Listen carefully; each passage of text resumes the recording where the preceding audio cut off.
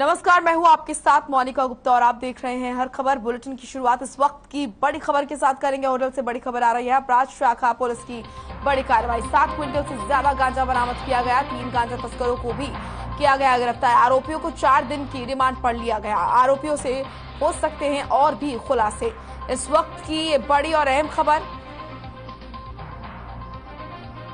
Hotel से ये बड़ी खबर, अपराध शाखा पुलिस की बड़ी कार्रवाई, 7 क्विंटल से ज्यादा गांजा बरामद किया। 3 गांजा तस्करों को भी गिरफ्तार किया है।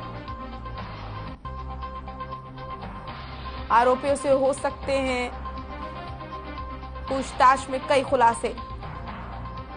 7 क्विंटल से ज्यादा गांजा बरामद किया है। बड़ी खबर, 3 गांजा तस्करों को गिरफ्तार किया। इस मामले में आरोपियों को 4 दिन की रिमांड पर भेजा गया और आरोपियों से हो सकते हैं और भी खुलासे। बड़ी खबर होटल से, जहां पर अपराध शाखा पुलिस की बड़ी कार्रवाई देखने को मिली है और ये तस्वीरें आप देखिए, इन 3 तस्करों को गिरफ्तार किया गया है। गांजे की तस्करी किया करते थे तीनों तस्कर। पुलिस को ये बड़ी कामयाबी हाथ लगी है। 7 क्विंटल से ज्यादा गांजा इनसे बरामद किया है। ये तस्वीरें आप देखिए, 3 तस्करों को पुलिस ने गिरफ्तार किया। इनसे पूछताछ में कई खुलासे होंगे।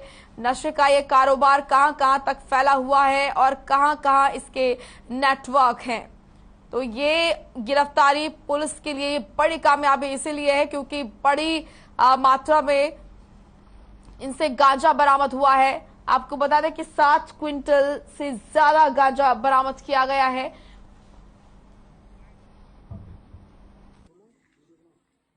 हम चेक कर रहे हैं, पहले भी इनके ऊपर मुकदमे बताए गए हैं तो इनका पूरा रिपोर्ट देखेंगे। जो नियम अनुसार मजिस्ट्रेट की प्रेजेंस में हमने इसकी ट्रक की सर्च करने पे तो ये गांजा पत्ती बरामद हुई है और आज इनको कंसर्न कोर्ट में हम इलाका मजिस्ट्रेट के यहाँ पेश करके इनका पुलिस कस्टडी लेंगे और ये विजयनगर विशाखापट्टनम उड़ीसा से ये लेके आए हैं और इनका रिमांड लेके हम सोर्स तक जाएंगे भाई कहाँ से सप्लाई हुआ है।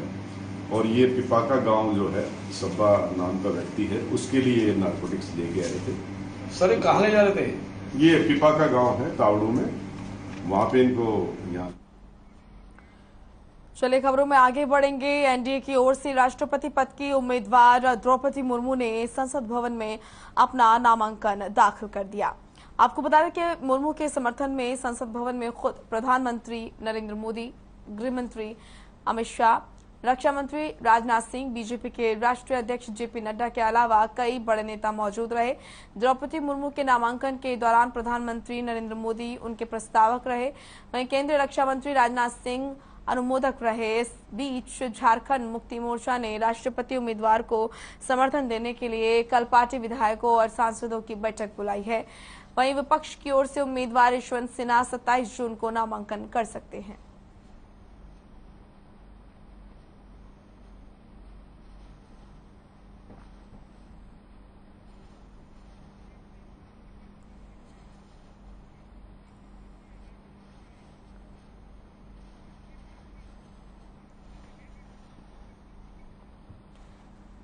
कैबिनेट मंत्री मूलचंद शर्मा हमारे साथ जुड़ चुके हैं। सर, स्वागत है आपका हर खबर पर। धन्यवाद जी, राष्ट्रपति पद के एनडीए के प्रत्याशी द्रौपदी मुर्मू ने नामांकन पर्चा दाखिल कर दिया है। क्या कहेंगे सर, कितने आश्वस्त हैं जीत को लेकर? एनडीए के प्रत्याशी का जो नाम रखा है, जो नॉमिनेशन आज किया है जी, और जो एनडीए का प्रत्याशी देश के प्रधानमंत्री आदरणीय नरेंद्र मोदी जी ने और संगठन ने रखा है और एनडीए के सभी साथियों ने रखा है, वो चुनाव जीतेंगे। जी, हालांकि विपक्ष की तरफ से भी लगातार कोशिशें की जा रही हैं, लगातार प्रयास किए जा रहे हैं। क्या आपको लगता है कि जरा भी मुश्किल है इस चुनाव में जीत?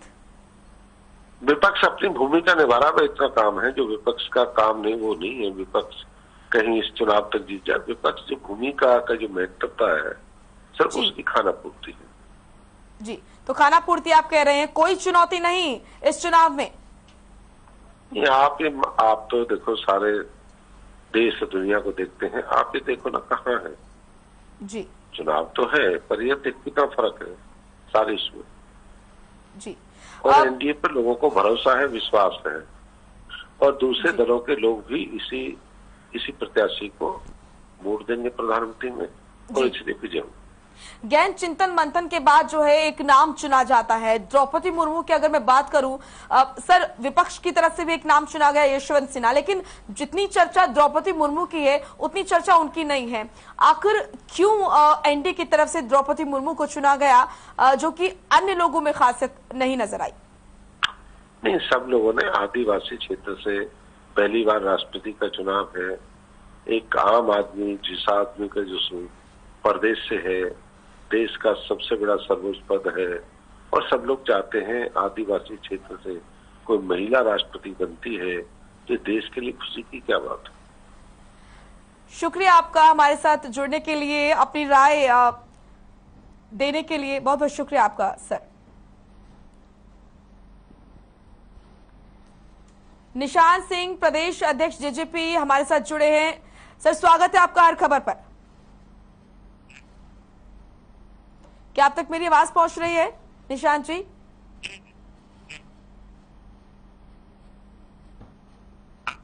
क्या आप तक आवाज पहुंच रही है मेरी?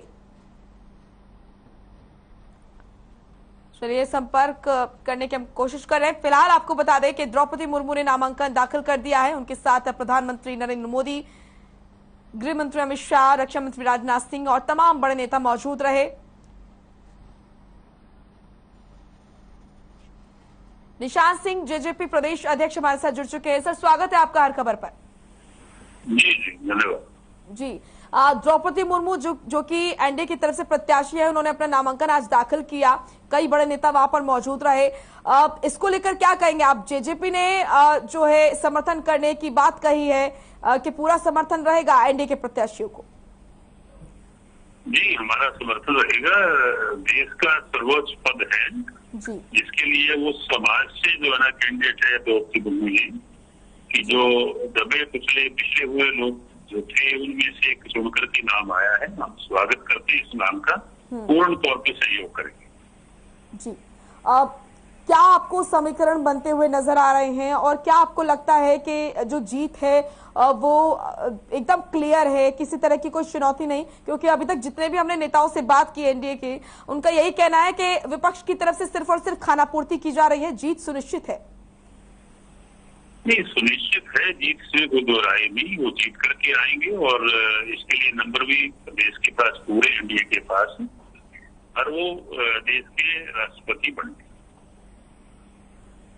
जी, और निशांत जी, आपकी अपनी राय क्या है? जिस तरीके से गहन चिंतन मंथन के बाद जो है चुना गया है इस नाम को द्रौपदी मुर्मू, इस पर आप क्या कहेंगे?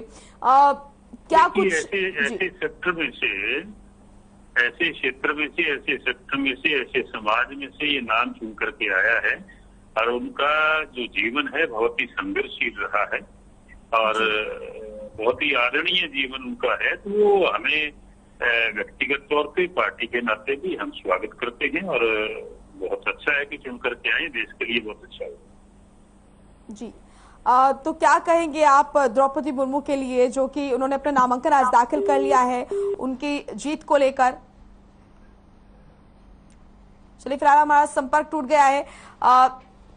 आपको बता दें कि आज द्रौपदी मुर्मू ने नामांकन दाखिल कर लिया है, एनडीए की तरफ से प्रत्याशी हैं, और उनके साथ इस दौरान कई बड़े नेता मौजूद रहे। प्रधानमंत्री नरेंद्र मोदी इस दौरान मौजूद रहे, गृह मंत्री अमित शाह, रक्षा मंत्री राजनाथ सिंह, और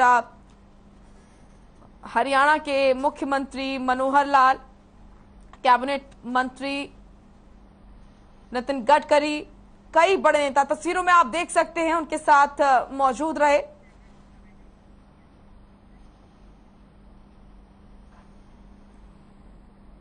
तो ये तस्वीरें उस दौरान की जब द्रौपदी मुर्मू ने नामांकन दाखिल किया। जन्म 20 जून 1958 में हुआ था। द्रौपदी मुर्मू कौन है, इनके बारे में जानना बहुत जरूरी है, क्योंकि एनडीए की तरफ से राष्ट्रपति पद के लिए उम्मीदवार हैं। ओडिशा के मयूरगंज जिले में उनका जन्म हुआ। ये खास बात है, पिता का नाम पिराची नारायण टुडू है।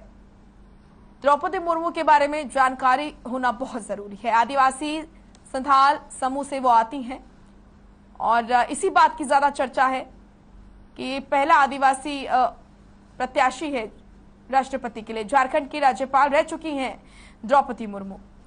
साफ सुथरी छवि वाली मानी जाती हैं। वर्ष 2000 और 2004 में विधायक रह चुकी हैं द्रौपदी मुर्मू। बीजेपी एसटी मोर्चा की राष्ट्रीय कार्यकारिणी सदस्य रह चुकी हैं। इसी के साथ ओडिशा सरकार में कैबिनेट मंत्री भी रह चुकी हैं, यानी कि राजनीति में निरंतर एक्टिव रही हैं। 2007 में मिला बेस्ट एमएलए का पुरस्कार, तो उन्हें बेस्ट एमएलए का पुरस्कार भी मिल चुका है। सिंचाई और बिजली विभाग में जेई पद पर भी वो रह चुकी हैं। असिस्टेंट टीचर के तौर पर भी दे चुकी हैं अपनी सेवाएं।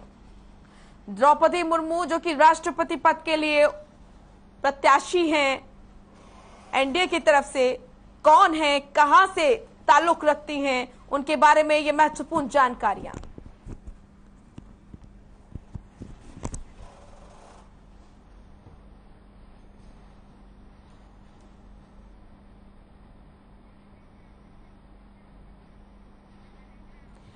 केवल ढींगरा कांग्रेस प्रवक्ता हमारे साथ जुड़ चुके हैं। सर, स्वागत है आपका हर खबर पर। जी नमस्कार। जी, क्या कहेंगे आप राष्ट्रपति चुनाव को लेकर? लगातार हलचल जो है वो तेज नजर आ रही है। एनडीए का कहना है कि विपक्ष की तरफ से तो सिर्फ खानापूर्ति हो रही है, जीत सुनिश्चित है एनडीए के प्रत्याशी की। नहीं, बीजेपी की तरफ से डरे हुए हैं, इसलिए इनका जो उम्मीदवार है वो बड़ी शिद्दत से इनको ढूंढना पड़ा। पता नहीं कहां से लाए ढूंढ के बड़ी उससे, लेकिन यशवंत सिन्हा जी एक जाने माने लोग हैं। बीजेपी में भी पैठ रखते हैं, कांग्रेस में भी रखते हैं, और अदर्स जो पूरा का पूरा यूपीए बहुत बड़ा दल है, उसमें भी पैठ रखते हैं। और एनडीए के जो छोटे छोटे घटक दल इनके साथ, एनडीए के साथ, जैसे नीतीश कुमार की पार्टी रहेगी और दूसरे लोग रह गए, वो भी इनके उसमें भी पैठ रखते हैं। तो ये बीजेपी डरी हुई है कि हमारा कहीं उम्मीदवार हार ना जाए। और मैं आपको गणित भी बता देता हूँ, इसमें एमपी और एमएलए की वोट पड़ती है। तो अगर हम टोटल पूरे सभी टोटल की एमएलए और एमपी की वोट करें तो हम करीबन 52% से भी ऊपर जा रहे हैं। अभी ये एक हाइपोथेटिकल फिगर है, इससे भी ज्यादा हो सकते हैं हम। और ये जो है 48 से नीचे जा रहे हैं। और जिस हिसाब से इन्होंने देश के अंदर आतंक मचा रखा है बीजेपी ने, और ये किस तरह से धरपकड़ कर रहे हैं एमएलए की, एमपी की, तो इससे एमपी और एमएलए अंदर से डरे भी हुए हैं। और जिस समय वोट करने जाएंगे वो ये सोच के वोट करेंगे कि हमने देश का एक बहुत बड़े पद का एक व्यक्ति चुनना है, तो उसमें ऐसे आदमी को चुनना चाहिए जो धरपकड़ वाले व्यक्ति ना हो। तो अगर इस तरह का व्यक्ति चुनना हो तो ये धरपकड़ वाली जो पार्टी है के लोगों को भी चुनना नहीं चाहेगा, क्योंकि इन्होंने देश में जो आतंक मचा रखा है, सब जगह पे जाके वो कई एमएलए उसको कईयों कैद कर रहे हैं, कई लोगों को उठा के ले जाते हैं, किसी के ऊपर ईडी छोड़ते हैं, किसी के ऊपर इनकम टैक्स छोड़ते हैं। ऐसे आदमियों से लोग हर कोई बचना चाहता है। लेकिन जो नेता अपनी पार्टी छोड़कर अगर बीजेपी में शामिल होना चाहता है तो उसमें बीजेपी का क्या कसूर? केवल जी ना शामिल नहीं होना चाहते। ये आपने देखा होगा, अभी 3 लोग भाग के आए वहां से, और उन लोगों ने क्या कहा कि हमें जबरदस्ती, हमें पता ही नहीं था कौन लोग हमें अगवा कर रहे हैं। एक की तो कंप्लेंट की गई पुलिस स्टेशन में कि उनके हस्बैंड जो है एमएलए, वो अगवा कर लिए गए। कहाँ पे वो है ये? इनका कौन सा, आप कहाँ से इनको वो मान रहे हैं? ये गुजरात के अंदर इन्होंने जिस समय दंगे कराए थे, 12 साल राज में रहे, ये पूरे दंगे करवा दिए थे। कितने इनके ऊपर दंगे, तो ये तो देश का दुर्भाग्य है। दंगे हर सरकार में हुए हैं। पार्टी सत्ता में है, देश का दुर्भाग्य ऐसे आदमी सत्ता में है कि जो धरपकड़ करके लोगों को उठा के ले जाते हैं और इस तरह के काम करते हैं। पूरे देश में आतंक फैला हुआ है इन लोगों का। 2 लोग हैं, 2 लोगों ने पूरे देश में आतंक फैला रखा है, और यही लोग जो हैं इस तरह के काम तो आपको कर रहे हैं। ऐसा क्यों लगता है केवल जी कि जो बीजेपी है वो डरी हुई है? क्यों ऐसा लगता है आपको? बीजेपी नहीं डरी हुई, बीजेपी इन 2 लोगों से डरी हुई है। ये 2 लोगों ने आतंक फैला रखा है। आरएसएस भी जो, बीजेपी जो है, इन दो लोग आप जो है प्रत्याशी को लेकर कह रहे थे कि पता नहीं कहां से उठाकर ले आए हैं। इनमें से एक का बयान भी सुना, कल सुनिए, कल मैंने इनका बयान भी सुना, एक का उन्होंने टीवी के ऊपर बयान देके ये बात कही कि देखिए ये मैंने किया है, ये इनको लगता नहीं है, ये किया ही मैंने है। ये लोग ये अपने आप को एडमिट भी करते हैं कि हमने किया है ये सारा कुछ। तो ये आतंकी तो है, और क्या है, आप भी तो समझ रहे होंगे। नहीं तो ईडी किसके ऊपर कैसे छोड़ी जाती है, किन लोगों पे छोड़ी जाती है। और कुछ लोग ऐसे भी होते हैं जो ईडी के भय से भी इसके पास चले जाते हैं। साफ सुथरे उनको डरने की जरूरत ही नहीं। अगर आप ये आरोप भी लगा रहे हैं तो आप सुनिए ना, साफ सुथरे तो अब जैसे इन्होंने कितने लोग वहां पे आसाम में इकट्ठे किए हुए हैं, तो सारे के सारे इसका मतलब ईडी के भय से गए हैं ना। उनमें से कोई 1% होगा, 2% होंगे जो ईडी के डर से उनको ले गए होंगे, और बाकी के जो है भेड़ बकरियों की तरह उनको कैद करके लेके गए। सर ईडी पे जो कर रहे हैं ना, ईडी के मुद्दे पर तो चलिए बात करेंगे, लेकिन राष्ट्रपति पद के लिए आप बात कर रहे हैं। कुछ परसेंटेज, मेरी बात सुनिए, कुछ परसेंटेज लोग तो होते हैं जो ईडी, जिन लोगों ने गलत काम कर रहे हैं वो तो ईडी से डरते होंगे। जिन लोगों ने ईडी अलग से इस पर आपसे बात करूंगी। ठीक है, इस पर अलग से समय निकालेंगे सर। बुला रहे हैं कितने दिन ईडी के सामने बिठा दिया, ईडी पर बात करेंगे अलग से समय निकाल कर सर। लेकिन राष्ट्रपति चुनाव पर अभी हम बात करें केवल जी, क्योंकि शुरुआत में आपने कहा था कि बीजेपी इसीलिए डरी हुई है क्योंकि जो प्रत्याशी है वो पता नहीं कहां से उठाकर ले आई है, कौन है। आपको ऐसा क्यों लगता है? बीजेपी तो इसको अपना ट्रम्प कार्ड मान रही है क्योंकि आदिवासी पहली आदिवासी महिला है, उन्हें मौका दिया जा रहा है, इस बात की तो प्रशंसा हो रही है।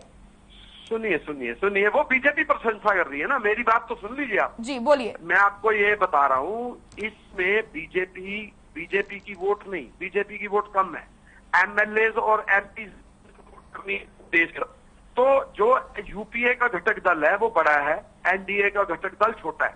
और फिर मैं आपको दोबारा फिर बताना चाह रहा हूँ, आप अगर इसका काउंटिंग करेंगे तो इनकी वोट 48% है, हमारी 52% है। और अगर हम इनकी धरपकड़ की बात करेंगे तो बीजेपी के भी कई जो लोग डरे हुए हैं अंदर से, वो लोग, क्योंकि दिखा के वोट नहीं पड़ती है, ये वोट पड़ती है सीधी, तो हर आदमी अपने माइंड से वोट डालता है। तो जिस तरह से इन्होंने आतंक फैला रखा है, वोट जो है उल्टी जाएगी। और मैं आपको फिर बताना चाहूंगा कि ये लोग हारेंगे क्योंकि इन्होंने आतंक फैला रखा है देश के अंदर। जब आतंक फैलाता है कोई बंदा, समीकरण के हिसाब से तो एनडीए का कहना है कि जीत उनकी सुनिश्चित है। कोई भी आदमी गलत काम करने वाले को वोट देता है या अच्छे आदमी को वोट देता है, आप बताइए। नहीं तो किसने गलत काम किए और किसने अच्छे किए, क्या बोल रहे हैं? आतंक फैला रहे हैं एकदम साफ बोलिए। सुनिए, ये देश के चुने हुए लोग हैं जो आसाम में बिठा रखे हैं। ये जिन लोगों ने चुने हैं ना, वो लोग बड़े परेशान हैं कि हमने चुना था किस पार्टी के लिए। लेकिन परेशान लोग दोबारा सत्ता में क्यों ले आते हैं फिर इन परेशान करने वाले लोगों को? क्योंकि वो धरपकड़ कर रहे हैं, आतंक फैला रहे हैं। नहीं तो जनता फिर इन लोगों को दोबारा क्यों चुन लेती है? केवल जी आप सुनिए ना, उनके ऊपर जब चुनाव होते हैं तो जनता इन लोगों को क्यों चुन लेती है? खुल गई। देखिए, जब तक इन्होंने इनको कैद नहीं किया था तब तक तो ये सिर्फ बता रहे थे कि हम ऐसे कर देंगे। अब तो शरेआम बोल रहे हैं कि हमने उठा के ले गए, हम कर लो जो करना है हमने। इस सब के बावजूद जनता क्यों नहीं नकारती फिर इनको? तो नकारेगी ना जब टाइम आएगा। अब ये भी तो वोटिंग आई है तो इसी में नकारेंगे ना। कितना टाइम जनता लेगी? देखिए ना निकाय चुनाव देखिए, इससे पहले राज्यसभा चुनाव देखिए, प्रदेश की मैं बात कर लेती हूँ। चलो निकाय पालिका पे देखे, 888 सीटें थी, इनकी 61 आई है सिर्फ 888 में। जनता के पास मौका था पूरा नकार देती, जनता के पास मौका था पूरा नकार देती। तो सही ना, तो पूरा ही तो नकार दिया। 888 में से 61 सीट आई है, 820 सीट नकारी दी है इनकी नगर पालिका में। आपको समझ नहीं आई मेरी बात? 820 सीटें नकारने का 19 लाख वोट थी, 19 लाख में से 880 सीटों में से 60 सीटें आई है टोटल इनकी। 820 तो नकारी है ना। खैर ये तो देखिए आने वाला समय बताएगा कि चुनाव कौन जीतता है। दोनों ही देखिए एनडीए यूपी दोनों ही अपनी तैयारियां बता रही हैं, जीत सुनिश्चित बता रही है। 19 लाख के परिणाम बता रहा हूँ, सिर्फ हरियाणा के 19 लाख वोट के परिणाम बता रहा हूँ कि 880 में से 820 सीटें निर्दलीय जीत रहे हैं, 60 सीटें बीजेपी ले रही है। तो आप समझ पा रहे होंगे कि कितने % वोट इनकी गई। परसेंटेज भी चेक कर लीजिए। ठीक है केवल जी, और 26। ठीक है क्योंकि वक्त का अभाव है, आपको रोकना चाहूंगी। शुक्रिया आपका। प्रदीप नरूला हमारे साथ जुड़े हैं, राजनीतिक विश्लेषक हैं। प्रदीप जी, राष्ट्रपति चुनाव को लेकर जो हलचल है वो लगातार तेज हो रही है। यूपीए का कहना है कि उसकी तैयारी पूरी है, एनडीए का कहना है कि विपक्ष सिर्फ और सिर्फ खाना पूर्ति कर रहा है, जीत एनडीए के प्रत्याशी की सुनिश्चित है। तो आप क्या देख पा रहे हैं, जो समीकरण हैं वो क्या बनते हुए नजर आ रहे हैं? देखिए, जो समीकरण अब नजर आ रहे हैं उसमें कहीं भी ऐसा नहीं दिखाई दे रहा है कि द्रौपदी मुर्मू को कोई दिक्कत होने वाली है इस चुनाव को जीतने में। जहां तक गणित का सवाल है, जब ये चुनाव शुरू हुआ था, शुरुआत में एनडीए के पास 7,000 कुछ मत पहली वरीयता वाले कम थे, और जब उन्होंने ये द्रौपदी को चुनाव में डिक्लेयर किया, उन्होंने अपना कैंडिडेट, सारे ही बातें पलट दिया जी। तो द्रौपदी मुर्मू ने अपना नामांकन भर दिया है राष्ट्रपति पद के लिए, और जिस दौरान उन्होंने नामांकन भरा, ये तस्वीरें आपको दिखा रहे हैं। बीजेपी के राष्ट्रीय अध्यक्ष जेपी नड्डा और प्रधानमंत्री नरेंद्र मोदी, रक्षा मंत्री राजनाथ सिंह, गृह मंत्री अमित शाह, तमाम नेता वहां पर मौजूद। प्रदीप नरूला हमारे साथ एक बार फिर जुड़ चुके हैं। सर, अपनी बात पूरी कीजिए, आवाज आपकी नहीं आ रही थी। जी, मैं यही बता रहा था आपको कि जब शुरुआत में जिस वक्त ये चुनाव शुरू हुआ था, उस वक्त एनडीए के पास पहली वरीयता के 7,000 कुछ वोटों की कमी थी, और जिस तरह से उन्होंने जिस कैंडिडेट को सामने उतारा, एक तो कैंडिडेट बिल्कुल साफ सुथरा, दूसरा उन्होंने आदिवासी कैंडिडेट उतारकर एक कार्ड खेला, और वो कार्ड उनका सही निशाने में बैठा। अब बहुत सारे उनके एनडीए के पुराने घटक हैं जो, उनको सामने एक मजबूरी हो गई कि वो आदिवासी कैंडिडेट का विरोध नहीं कर सकते, चाहे क्योंकि खुद उड़ीसा से आती हैं, तो बीजू पटनायक जो बीजेडी का सवाल है, जहां तक वो अपने ही आदिवासी कैंडिडेट का विरोध करना संभव नहीं है।